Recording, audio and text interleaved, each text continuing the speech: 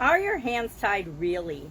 Sharon Horne-Ellstrom here, and I could get out of that pretty easily, right? My hands were tied, but were they really tied? Were they tied to the point where I couldn't do anything? I couldn't move. There was nothing I could do.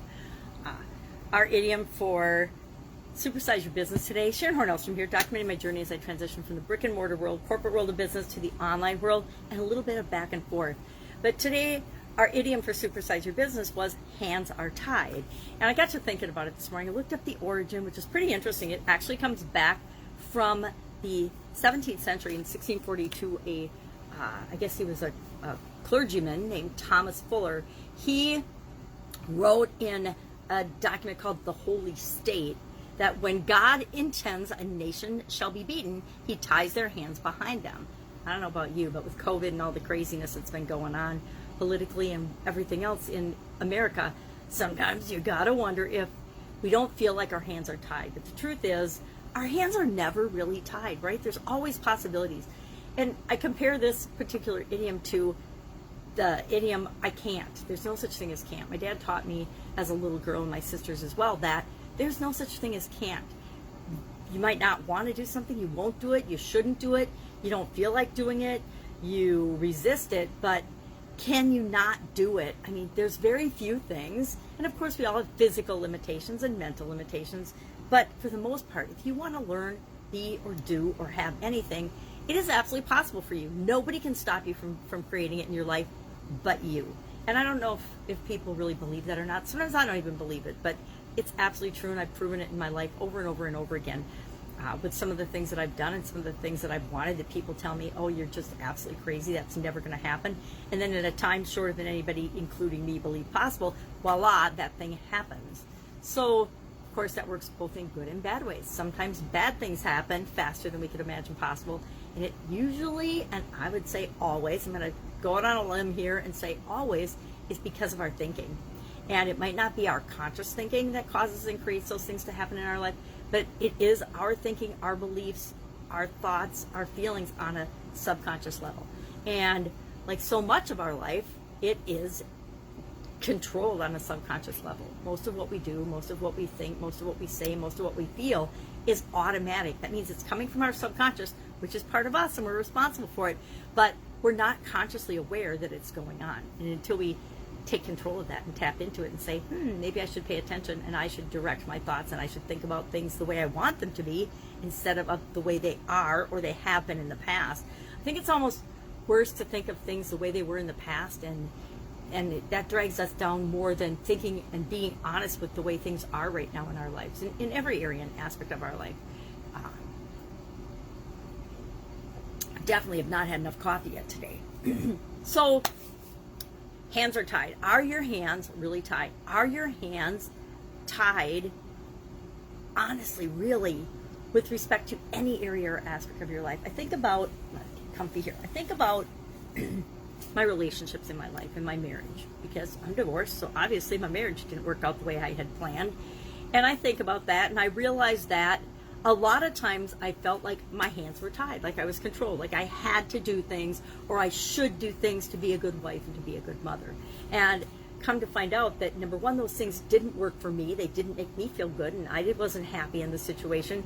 And they didn't work for my ex-husband either, because neither one of us were particularly happy with, a lot of it. We butted heads on how to raise the kids in certain ways. We butted heads on the kids' education. We butted heads on the way things should be in certain areas. Now, our core values matched, which was, why I didn't see any real red flags. But if we look back, we see red flags. We just choose to ignore them when we're in love. So, big lessons learned in relationships and in business and in life. In my businesses, there were a lot of times when I felt that my hands were tied. Working with a lot of different governmental agencies, there's a lot of rules and a lot of expectations on us depending on the industry that we're in. Or in corporate America, there were a lot of rules and regulations and how you act in a corporation and da-da-da-da-da, and you feel like your hands are tied because you don't want to lose your job. Well, then COVID comes along, blows up everything, and we feel again like we're just the victims and our hands are tied. I guess that's what bothers me. Hands are tied is taking the victim stance, and if we take the victim stance, we are frozen. We can't do anything. But if we decide we're going to be the solver of the problems, take the solution, instead of focusing on the problems, we're going to focus on the solutions, we're not a victim anymore. We can take responsibility. We can do something, even if it's just changing our mind about the situation that we're in. The people that have weathered the COVID storm, and I'm going to call it a storm, feels like a tsunami, to be honest, the best are those that have said, this happened. It's like the weather. The weather happens. There's nothing we can do about it. We just deal with and make appropriate changes in our plans and our attire and our behavior according to what happens with the weather, because we know with 100% certainty we have no way to control the weather. The same is true of COVID-19 and situations like that. COVID happened. We can complain about it. We can moan about it. We can whine about it and focus on the problem, but that does, or where it came from, or all these things, but it doesn't really matter. What matters is, how are you going to move forward in your life toward the things that you want, no matter what's going on outside of you, including things as big as a pandemic. Can't believe I'm saying that. A year ago, I would not, I guess a year and a half ago, I don't think I'd ever even used the word pandemic, much less thought about it or considered it and with respect to anything in my life, much less a change my business or pivot plan for my business. It just didn't even come into my emergency action plan brain of thinking that a pandemic would happen. Well, maybe because I don't watch the news, I didn't see it coming, but I guess the most of the world didn't see it coming, so I don't feel so bad. So are our hands really tied? Ask yourself today, as you're going about your day, as you're doing the things that you usually do, are things the way you want them to be? And if not, are you okay? Are you willing to settle for that? I know there's been periods of my life where I'll settle for things in my relationship. I'll settle for a relationship that isn't optimal. I'll settle for things being broken in my home because I have other higher priorities, things like that.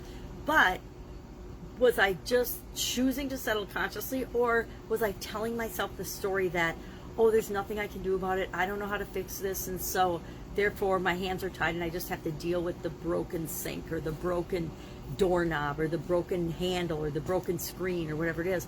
Or nowadays, guess what I could do? I can go on YouTube, I can YouTube or Google it, and I can find a solution and a way to fix it that even I can implement, right? Me, a grandma, and an old lady that's not especially handy. I can do a lot of stuff and figure it out, but only if I want to. Isn't that the truth? We only figure things out if we want to. So if we want to use excuses and say our hands are tied, it's okay. People will buy it. Other people will buy it all the time. Oh, this is the law, I can't do it. This is the rule at my business, I can't do it. Here's what school says, so I can't do it. But it's all a way to justify can't. And to me, that means it's not true, that it's a lie, and that our hands aren't really tied. So that was our idiom today for Supersize Your Business, and I quite enjoyed it, actually. Our annual challenge this year is to do one thing every day that centers us, centers me, centers you. From the little journal book, do one thing every day that centers you. We're calling it the All About You 365-Day Challenge because it's got all kinds of activities and sayings and things about getting to know yourself better, getting to understand what works for you, what doesn't work for you. And today was a two-part saying, the second part of it, about from Nietzsche, that a thought, even a possibility, can shatter us and transform us. So I guess to me that says good and bad things can transform us. Really, any kind of change has the ability to transform us. That change can come from external things like COVID-19 or internal things like a health challenge. So we need to be open to that. And the possibilities are endless in terms of how we can create the life we want. Not that we just have to be flim-flammed around like the wind or the sailboat that is in the wind and just go the direction that the wind is. We can choose what direction we turn our sails, and that will determine how the wind impacts us. The same is true with possibilities to transform. We can decide what we're going to listen to, decide what we're going to read, decide what we're going to think about. I'm getting ready to do another Abel Beckford's learning challenges, reading challenges. Now, I'm legally blind, and I'm doing a reading challenge. That tells you how important it is to me that I continue to learn and grow and evolve as a person. We're just doing 8 books for the month of June, which works for me because the last half of June, I'm in charge of my granddaughters, and so I'm going to be super duper busy, and I want to make sure that the first half of the June, I can do the majority of the work on those books in terms of at least absorbing the content, and then I can do whatever activities she's going to have us do with respect to reading for learning, and solving problems the last half of the month. But I'm going to front load the month so that I don't have to feel like I can't do it. Now, if I can find a way to consume books these days still, then are your hands really tied? Do you really not have time? Can you really not do it? Do you say, I can't do a reading challenge, I can't do a challenge, I can't do this, I can't do that? Really? Or do you just need to challenge yourself to be more honest with yourself and say, maybe there is no such thing as can't. Maybe Sharon's dad was smart when he taught her that. So I don't know, up to you. We all have to, choose our own lives and be responsible for the actions we do or do not take.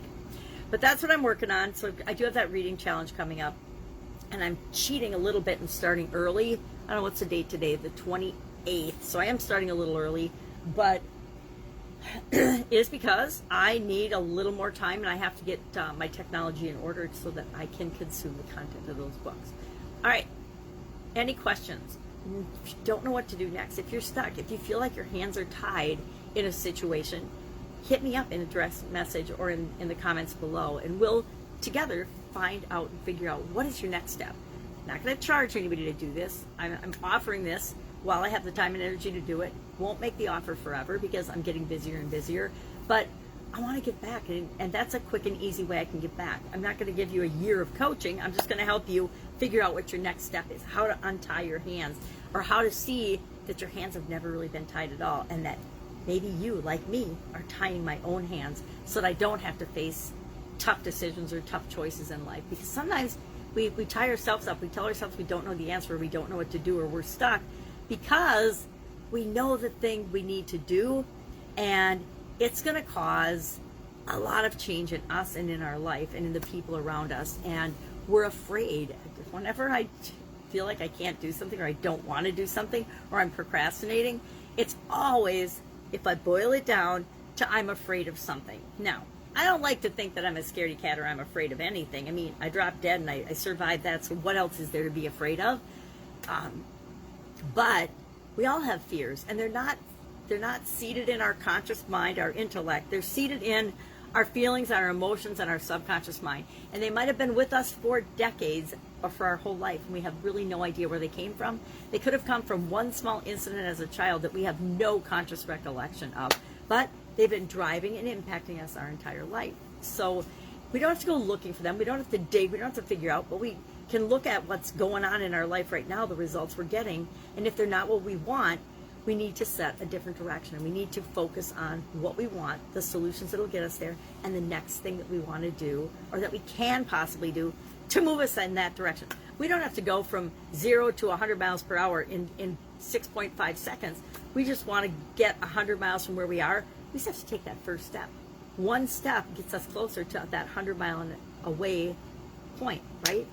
All right, have a great day. I'm heading off to have a fun and busy day. I invite you to do the same. And I'll, of course, be with you tomorrow and fill you in on what's she up to now. Have a great day.